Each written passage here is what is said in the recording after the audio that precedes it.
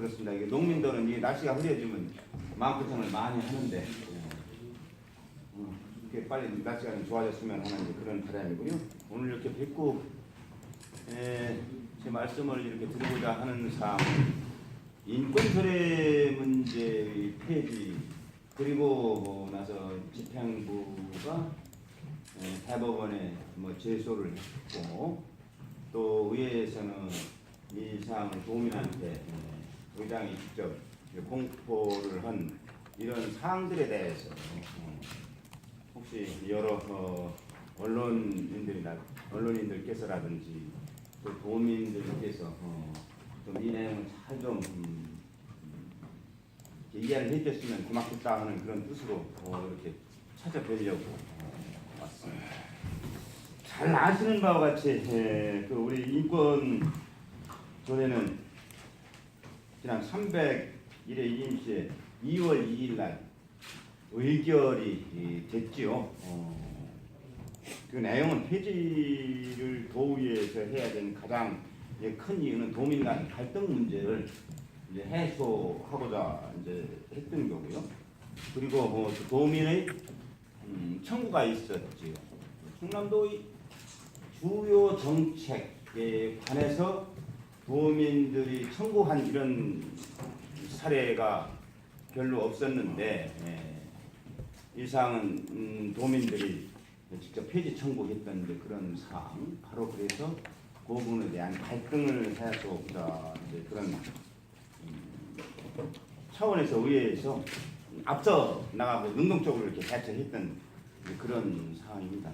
자, 그럼 그럴 때 그럼 우리 의회에서는 충남도의 인권 정책을 그럼 어떻게 하겠다는 말이냐라고 물을 수 있었는데 그 사안은 대한민국 헌법의 인권을 보호해야 된다라고 또 나아가서 국가인권위원회법에 있어요. 또 그리고 각 개별법에 의해서도 도민의 인권은 충분히 보호될 수가 있다라는 생각을 갖고 폐지를 하게 됐던 사항입니다. 근데 이 도의회에서 폐지한 사항을 집행부에서는 이제 거부권 행사를 하기 위해서 거부권으로 제의 요구를 했던 그런 상황이지 않습니까? 그래서 지난 303회 이임시에 즉 4월 3일 날 다시 재의결을 이제 하게 됩니다. 보통 이 재의결을 하게 되면 이 사안은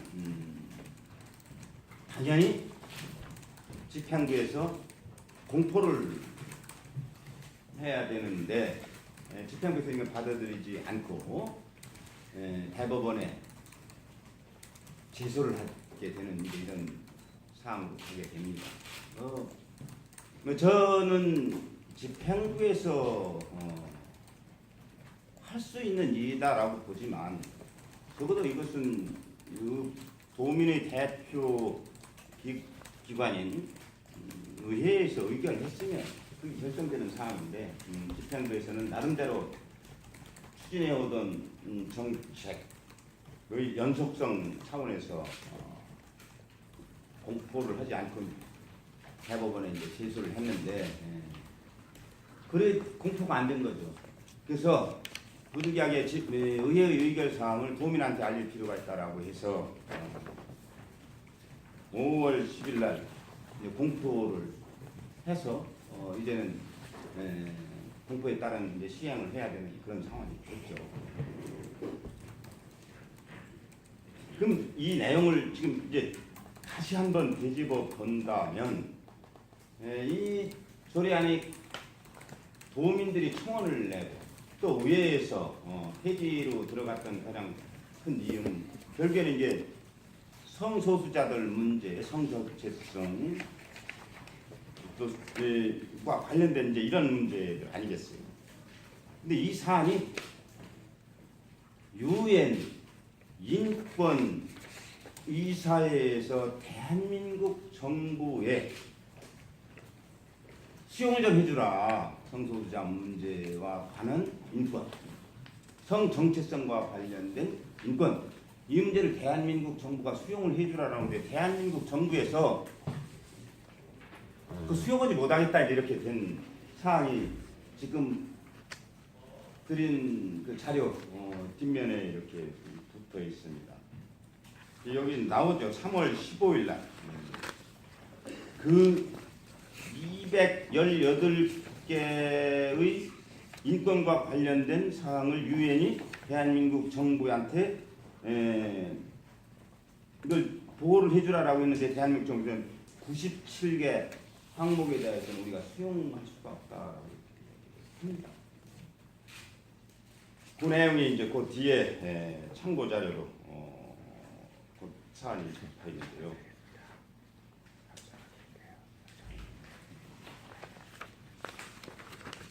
그렇다면 대한민국 정부에서는 왜 이걸 수용하지 못한다고 했을까? 그래서 사회적 합의가 필요하다는 거예요.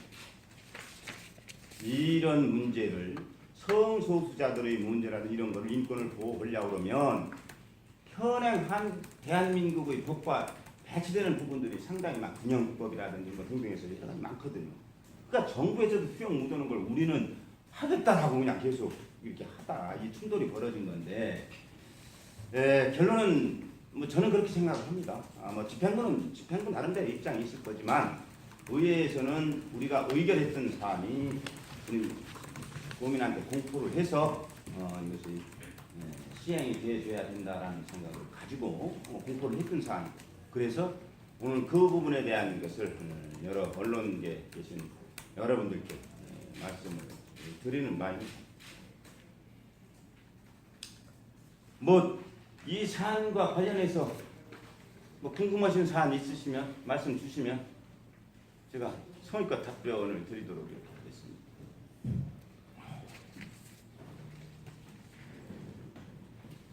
그 뒤에 참고 자료를 한번 그렇게 보시면 그러면 이 성과 관련된 부분만 우리 대한민국 정부에서 수용하지 않았느냐라고 하는 건 아니에요.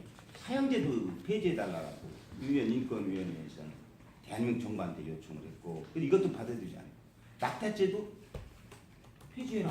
그것도 인권과 관련된 부분이 낙태 마음대로 할 수 있도록 놔두지 왜 그거 제한하냐라고 하는 거거든요. 그러니까 대한민국 정부가 그거 안 돼. 우리 지금 여기서 낙태죄를 폐지하게 되면 우리 이 사회 어떡하라고 그래서 거부했던 거고.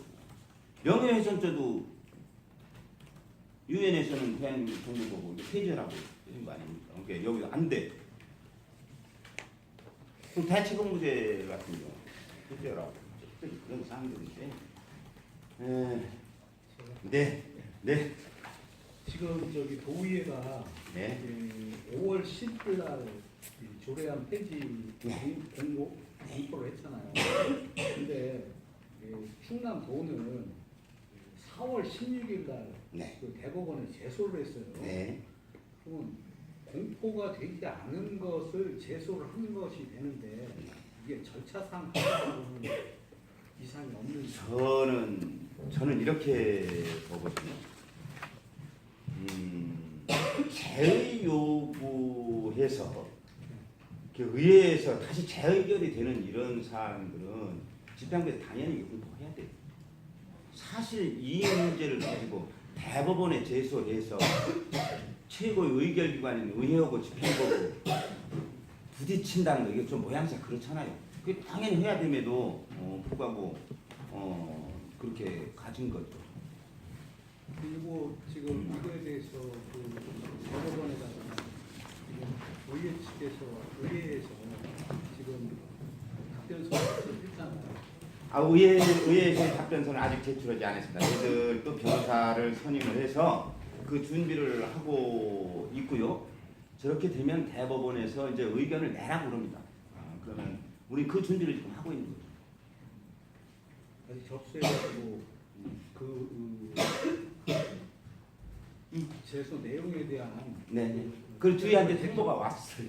제출 언제까지 제출하라고 그랬습니까? 아직 그게 안 왔고 그게 접수가 됐다라고 해서 저희들이 연락이 왔고 저희는 그래서 변호사를 선임을 해서 이제 의견을 만들어서 이제 거기서 제출하라고 그러면 우리가 제출하려고 그래요. 이거 3단계 걸립니다. 이거 결정 나오고. 모든 어떤 이런 소송이 보면 어떤 결과가 결과에 대한 소송이잖아요. 네. 여기도 무효 확인 소송인데 응?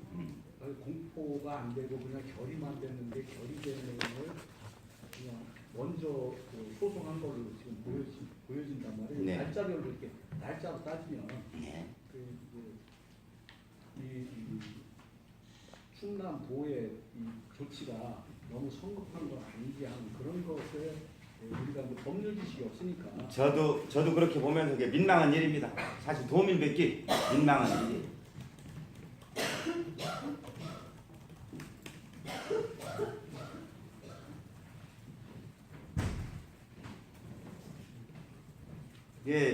예, 아마 이제 저희도 이제 바로 공포할 수 있고 여기서 법정 기관 내에 공포하지 않으면 의장한테 공포 권한이 있잖아요. 그래서 바로 할 수도 있었습니다만은 왜 시간을 두고 좀 기다렸는가라고 보면 한 2년여 동안 도에서 어찌됐든 이 정책을 추진해 왔잖아요.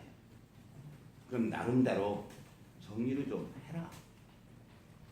이 공포가 되면 바로 즉시 이게 효력을 발생하니까 그래서 저도 시간을 좀 줬어요 집행관한테. 그래서 10일 날 공포를 하게 된 겁니다. 근데 이거 이사회 뭐 권고 불수용 이런 내용은 당시에도 뭐 이미 한번 얘기하셨던 거잖아요. 그 제가 전에는 그 이야기를 했는데 이게 3월 18일 날 이렇게 한 거예요. 근데 우리가 벌써 2달 전이고 그때도 네네. 여기저 이장님뿐만 아니라 다른 분도 한번 얘기하셨던 거. 네. 굳이 지금 와가지고 또 말씀하시는 이유가 똑같은 말씀. 지금 이 문제를 가지고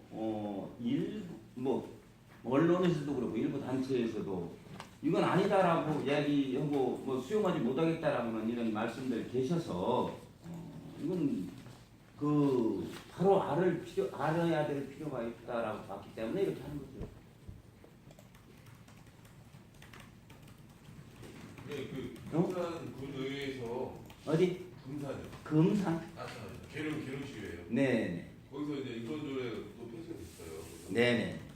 그 부분에 대해서 어떻게 생각하시는지 지금 도의회 결정이 그 시군의회까지 이렇게 학생한테 영향을 미치는 모양으로 이렇게 판단되는데 어떤 입장에서 좀 바꿀 수 있을까요? 제가 그 자세한 내용은 모르겠는데요. 언론을 통해서 계룡시의회도 인권조례가 폐지됐다라고 하는 그런 보도를 봤어요. 예, 충남도의회에서 결정한 사항이 부분적으로는 영향을 미쳤을 수도 있겠죠. 그렇지만 우리 충남도의회나 도의원과 그쪽의 관계자들과 뭐 서로 이렇게 이 문제를 공유했다든가 그런 거는 저는 없을 거라고 봅니다. 그냥 뭐 각자 판단에 맡기는 거예요. 그러면 저는 그렇게 됐을 거라고. 바람직하다고 생각하시나요? 응? 바람직하다고 생각하시나요? 그 나름대로의 그 역할이 있는 것이고요. 또 그 지역에서 지역 그 시민들과의 관계 그런 게 작용하지 않았을까요? 저는 그렇게 보고 있습니다.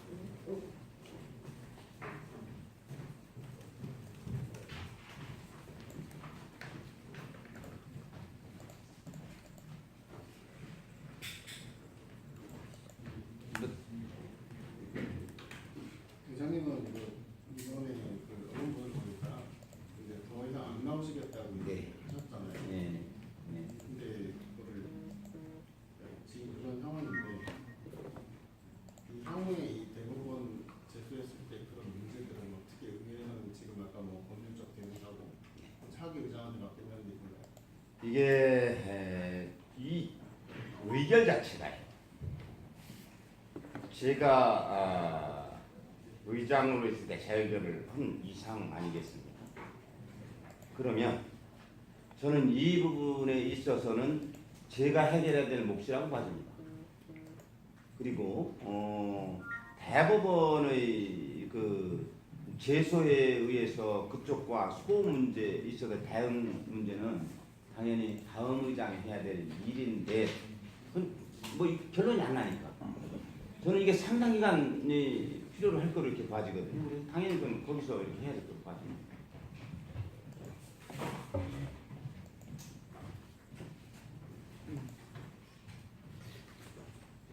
다음에 이제 바로 이 통보가 있지 않습니까? 네. 더불어민주당이 합승을 할지 자유한국당이 합승을 할지 그건 잘 모르지만 새로운 사람들이 네. 이렇게 뭐 서로 제소하고 막 이렇게 하지 않고 네. 만약에 다시 논의해가지고 할 수 있다면 네. 다시 해가지고 의제가 떼서 되는 거 아니겠습니까? 그럴 겁니다. 네. 예, 그거는 이 의회라고는 데가 잘 아시는 바와 같이 조례를 제정할 수 있는 권한이 있잖아요. 예. 그렇기 때문에 그거는 그런 과정을 거쳐서 이 문제를 해결할 수 있는 방법도 있을 것이고 또 제소권자가 단체장이기 때문에 단체장이 소취하하면 그건 없어지는 거고 그런 거 아니겠습니까? 이제 제가 어떻게 하다 보니까 피고가 됐어요. 그렇죠? 뭐 이런 일도 있구나 하다 보니 대부분 판례 남을 예? 네. 이게 상당히 긴 시간이 필요할 거로 저는 이렇게 예측이 됩니다.